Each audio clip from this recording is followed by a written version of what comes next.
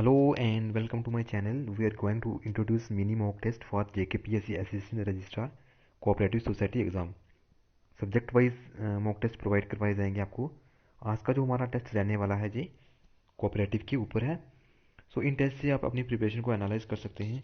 तो चलिए आज की वीडियो को शुरू करते हैं। और आज की वीडियो को शुरू करने से पहले आप वीडियो को लाइक एंड शेयर जरूर कर दें। तो देखिए जो इनका आप आंसर्स को अपनी नोटबुक पे मार्क कर सकते हैं और बाद में आप आंसर को मैच कर सकते हैं कि आपके कितने ऑप्शन सही होने वाले हैं। नहीं तो आप आंसर को आप कमेंट बॉक्स में कमेंट करके भी बता सकते हैं। तो चलिए फर्स्ट क्वेश्चन जो है हमारे पास शुरू करते हैं। क्या पूछा गया इसमें? The main office for regional office for Asian Pacific of ICA. अब देखिए जो हमारे पास आईसीए है, इंटरनेशनल कोऑपरेटिव अलायंस, उसका जो मेन ऑफिस है एशिया एंड पैसिफिक रीजन के लिए कहाँ पे लोकेटेड है? ऑप्शन से हमारे पास न्यू दिल्ली, ऑप्शन बी है सिंगापुर, ऑप्शन सी है जकार्ता, ऑप्शन डी है बेजिंग। आई होप कि अभी तक आपने सही आंसर को मार्क कर लिया होगा नोटबुक पे। तो उसका सही आंसर होने वाला है हमारा ऑप्शन ए, न्यू दिल्ली। जो आईसीए का एशिया पैसिफिक रीजन के लिए मेन ऑफिस है कहाँ पे है? न्यू दिल्ली में है।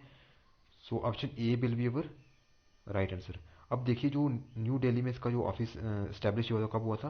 तो वो हुआ था हमारा 1960 सॉरी 1968 में। नेक्स्ट क्वेश्चन है हमारे पास, who which is known as the cradle of cooperative credit movement in the world. हमें क्या बताना है कि किसको कहा जाता है credit of cooperative credit movement in the world. तो सबसे पहले समझते हैं कि क्रेडल होता क्या है। ओके, तो क्रेडल कहते हैं वर्थ प्लेस को। क्या होता है क्रेडल? Worth place. तो देखिए जो एक क्रेडिट कोऑपरेटिव क्रेडिट मूवमेंट थी उसकी वर्थ प्लेस क्या थी? तो ऑप्शन से हमारे पास Britain, Germany, England and Ireland. I hope कि आपने सही आंसर को मार्क कर लिया होगा। तो उसका सही आंसर क्या है? जर्मनी। जर्मनी को क्या कहा जाता है? Worth place of cooperative credit movement in the world. Okay, तो थोड़ा सा और फैक्चुअल देख लेते हैं। जर्मनी में किसको माना जाता है फादर ऑफ कोऑपरेटिव? तो माना जाता है वहाँ पे शल्जियन राइफसिना को। ओके, और जर्मनी में ही सबसे पहले कोऑपरेटिव क्रेडिट जो बैंक थे उनकी शुरुआत हुई थी। तो सबसे पहला जो हमारे पास अर्बन अर्बन कोऑपरेटिव बैंक आया था उसको कब आया था? 1852 में अर्बन आया था। और रूरल कोऑपरेटिव क्रेडिट बैंक कब आया था? हमारे पास 1864 में। दोनों कहाँ पे आए थे? जर्मनी से आए थे। आई होप कि यहाँ तक आपको चीज़ें क्लियर हुई होंगी। तो नेक्स्ट क्वेश्चन है हमारे पास, first international cooperative day celebrated in. हमें क्या बताना कि सबसे पहले जो कोऑपरेटिव इंटरनेशनल कोऑपरेटिव डे कब सेलिब्रेट हुआ था? तो ऑप्शन से हमारे पास 1988, ऑप्शन बी है 1993, ऑप्शन सी है 1995 एंड ऑप्शन डी है 1912। तो इसका सही आंसर क्या हो जाएगा? 1995। So option C will be our right answer. अब देखिए एवरी ईयर जो हमारे पास इंटरनेशनल कोऑपरेटिव डे होता है कब मनाया जाता है? तो वो सेलिब्रेट किया जाता है हमारा first Saturday of every July.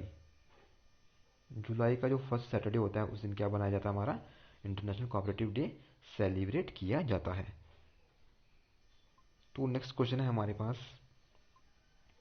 One man one vote principle associated with.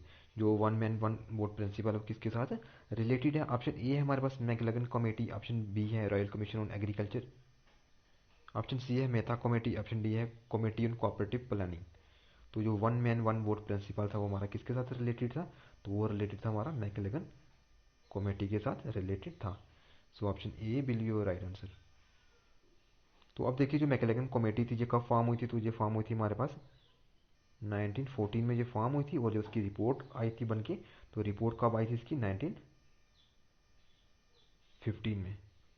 और मैकलेगन कमेटी ने ही ये मैं सजेस्ट किया था कि क्या होना चाहिए? थ्री टायर स्ट्रक्चर होना चाहिए किसके लिए? कोऑपरेटिव के लिए।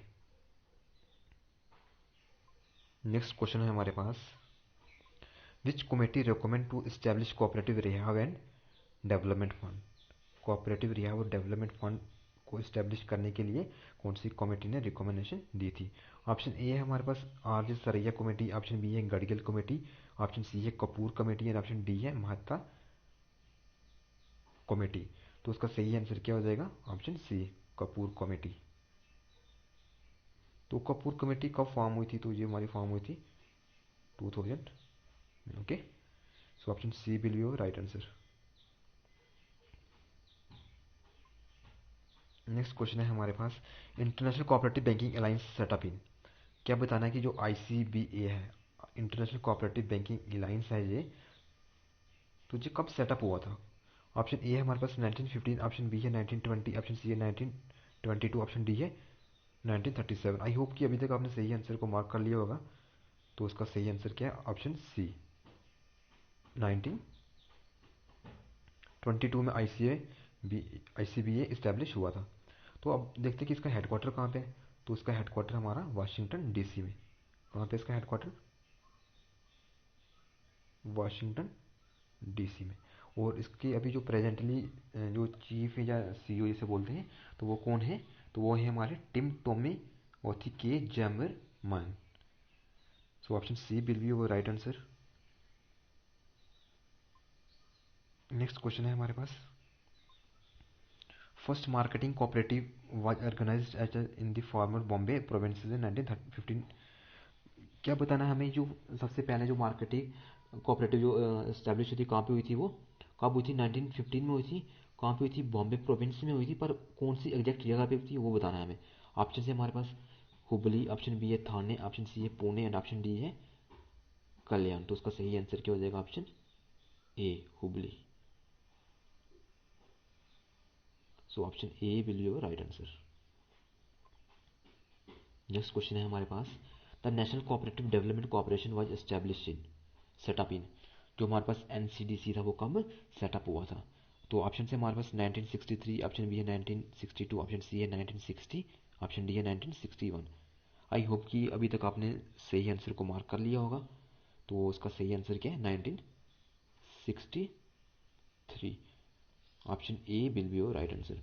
अब देखिए, जो NCDC था, ये किसकी वजह से इस्टेब्लिश हुआ था, किसके रिकमेंडेशन से इस्टेब्लिश हुआ था? तो ये हुआ था हमारे पास एनसीडीसी एनसीडीसी एक्ट, जो पार्लियामेंट में पास हुआ था। कब पास हुआ था ये? तो ये हमारा पास हुआ था 1962 में। जी आप याद रखना कि जो NCDC एक्ट था ये कब पास हुआ था? ये 1962 में पास हुआ था। और जो NCDC था ये इस्टेब्लिश कब हुआ था? तो ये हुआ था हमारे पास 1963 में। तो अब देखिए, जो NCDC है इसका हेडक्वार्टर कहाँ पे है? तो इसका हेडक्वार्टर हमारा है, हेडक्वार्टर कहाँ पे इसका? न्यू दिल्ली में।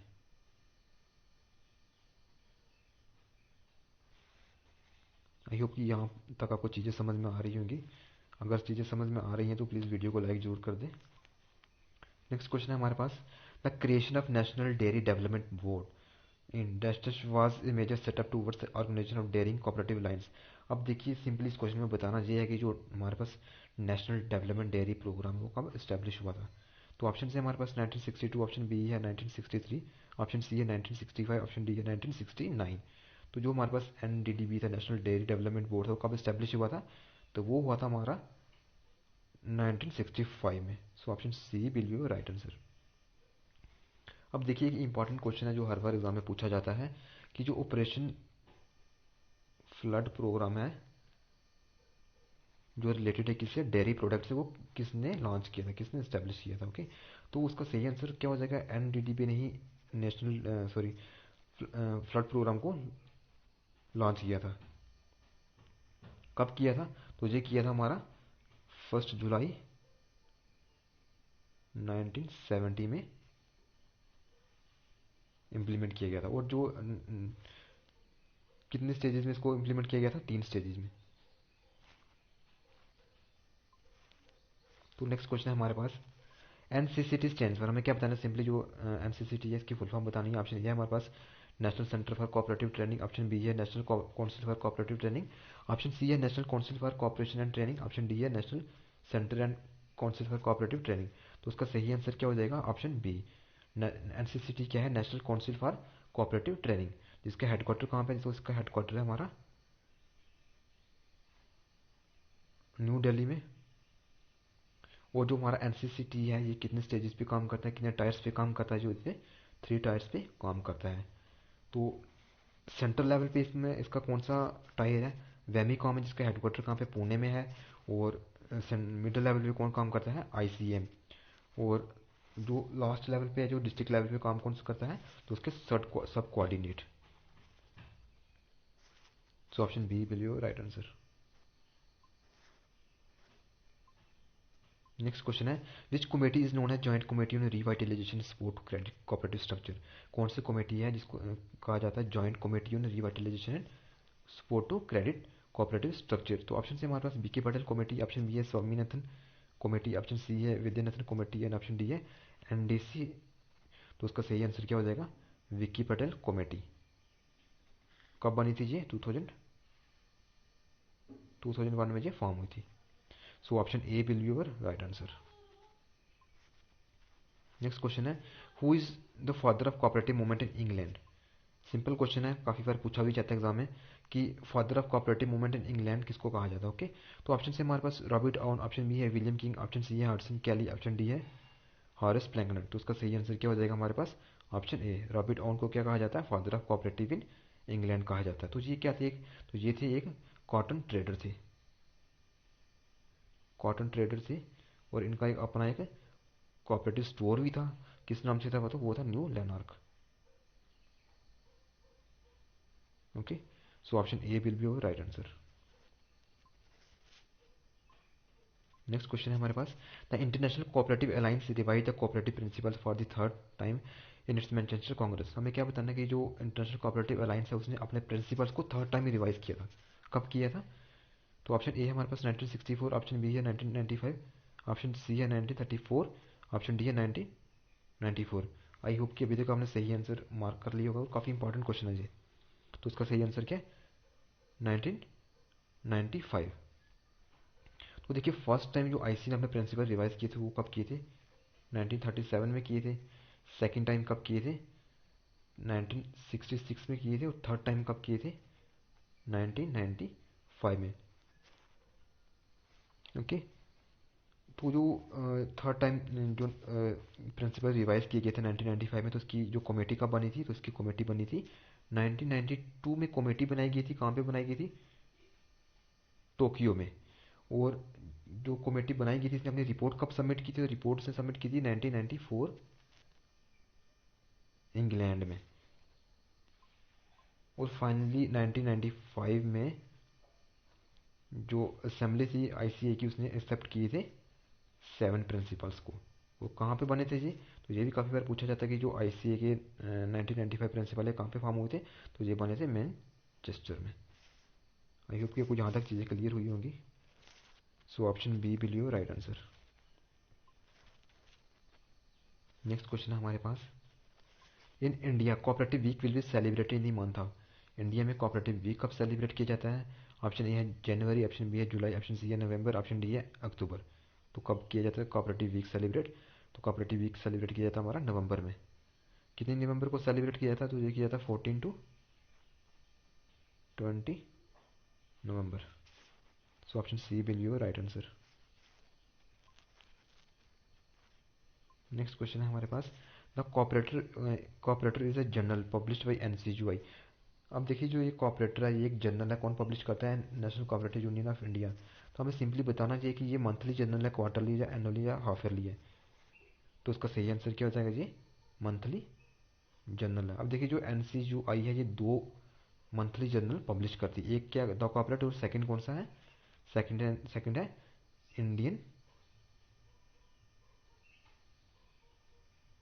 Cooperative reviews. सेकंड जर्नल का नाम क्या है, इंडियन कोऑपरेटिव रिव्यूज। तो ये मंथली पब्लिश किए जाते हैं। अब देखिए अगर बात करें एनसीयूआई, तो ये क्या है, national cooperative union of India कब इस्टेब्लिश हुआ था, तो ये इस्टेब्लिश हुआ था हमारे पास 1929 में इस्टेब्लिश हुआ था। हेडक्वार्टर कहाँ पे इसका, हेडक्वार्टर इसका न्यू दिल्ली में। और ये भी 3 टायर पे काम करता है। सो option A will be your right answer. I hope कि यहाँ तक आपको चीज़ें क्लियर हुई होंगी। तो आज की वीडियो में इतने ही क्वेश्चंस थे, ये हमारा मॉक टेस्ट फर्स्ट था। और आपका जो भी स्कोर रहा होगा आप कमेंट बॉक्स में कमेंट करके बता सकते हैं कि आपका फाइनल स्कोर कितना है, कितने क्वेश्चंस आपके ठीक हुए हैं।